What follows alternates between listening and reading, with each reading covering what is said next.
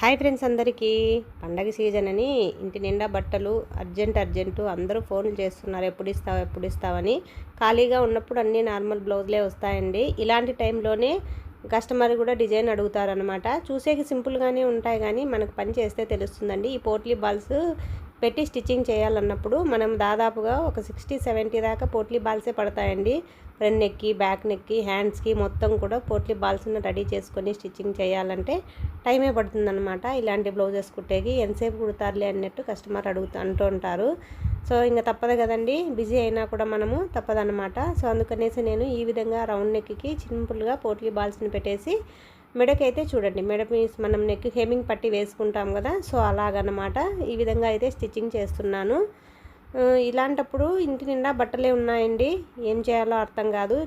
Time దగ్గరకు వచ్చే కొద్దీ టెన్షన్ అయిపోతూ ఉంటుంది. మన బ్లౌజులు మనం స్టిచ్చింగ్ చేసుకోవడానికి కూడా టైం ఉండదన్నమాట.